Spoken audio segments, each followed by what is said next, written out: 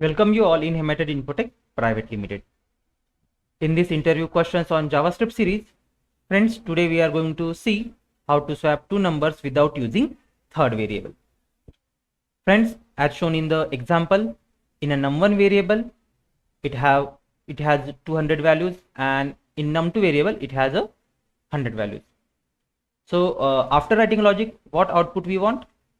In num1 variable, it must hold 100 values, and in num2 variable it must hold 200 values.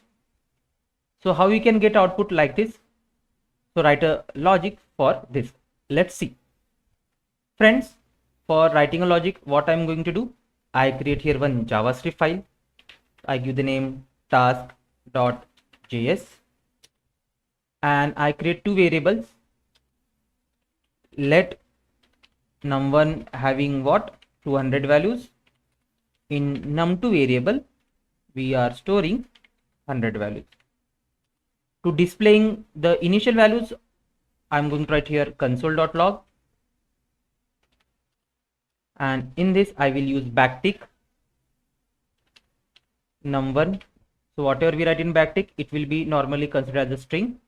To use num1 variable, okay, so for that, what will I use here? Dollar. Okay, I will use dollar, and to use variable value in this, we use opening closing curly bracket and write variable name num1. Then num2, and again I want to display the variable num2 value. I use dollar, opening closing curly bracket, and write num2 variable name.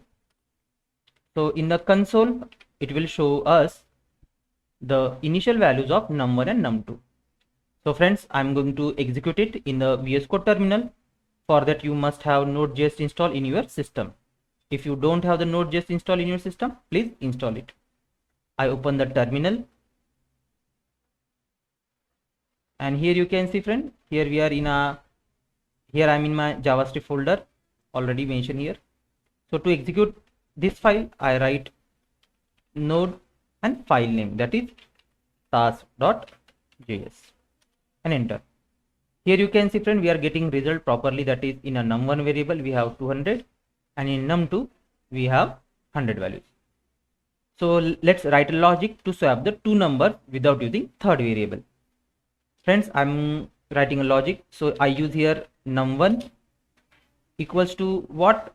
I write here once again num1 plus num2. So what will happen in this? We are reinitializing the num1 variable. Reinitialization means what? We are changing the values. So what will happen in this case, friend? So in a num1 initial we have a 200, and in a num2 variable we have a 100. So its value will be, its result will be 300. Now in num1 variable, 300 value it's stored. Now I write here num2. So right now what I want in the num2 variable, right now I want 200 value. So what logic we can write here? So here I write num1 minus num2. So what will happen in this case, friend? So right now in a num1 variable we have a 300 values, correct? So 300 minus, and in a num2 what value is there? 200, 100 values. I use here 100. What will be the result, friend? 200. Now in the num2 variable, initially there was 100, now 200 value gets stored, correct? Now we want 100 value in a num1 variable. So what logic we can write here, friend? Num1 equals to num1 minus num2. What will happen in this case, friend? So in a num1 we have a 300, and now in a num2 we have a 200. So what will be the result? It will be 100. So friend, now in a num1 we have a 200 values, and sorry, in a num2 we have a 200 values, and in num1 we have 100 values. So just display it once again, and to execute it, I save my file once again. This dot indicates that your file is not yet saved, so I use Ctrl S, it save my file, and I execute it once again.